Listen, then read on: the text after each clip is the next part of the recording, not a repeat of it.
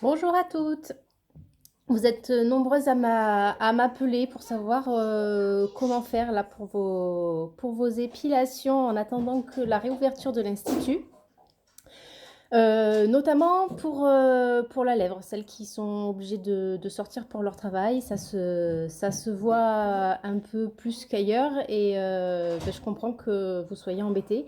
Donc je vous demande juste une chose, c'est de ne pas craquer sur le rasoir. Préférez l'épilateur électrique, le caramel dont je vous parlerai dans une prochaine vidéo.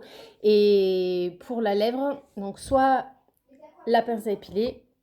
Sinon, je vous propose de vous parler du fil et de vous expliquer comment le faire toute seule à la maison. Donc moi, c'est un fil qui est traité antibactérien, mais sinon, c'est du fil de coton, comme vous pouvez en avoir dans votre trousse de couture. Donc bon, voilà, pensez à bien désinfecter la peau avant et après, mais sinon, vous pouvez vous en servir sans trop de problème. Donc vous allez prendre une longueur de fil de la longueur de votre avant-bras. Donc vous tenez dans vos doigts et vous mesurez la taille de l'avant-bras.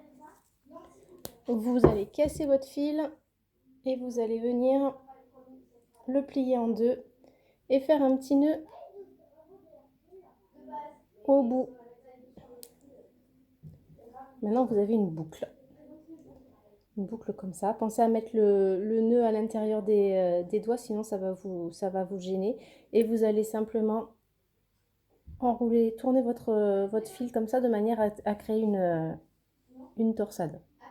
Si on voit bien. Voilà. Et donc ensuite, comme ça, vous allez pouvoir venir attraper les poils comme ça.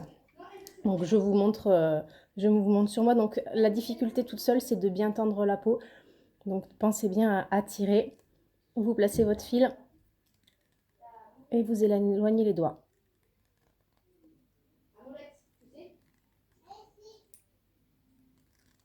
Alors c'est rien de très agréable, mais bon, ça vous permettra déjà dans un premier temps de, de nettoyer, de faire un petit peu de nettoyage. Pensez à bien nettoyer la peau avant, ce que j'ai pas fait. Et à désinfecter votre pince à épiler. Donc voilà. Avant de venir tirer sur les poils.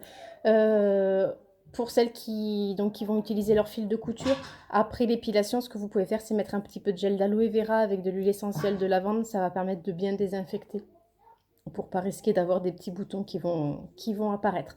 Voilà, je vous souhaite bon courage et puis on se retrouve très bientôt, j'espère.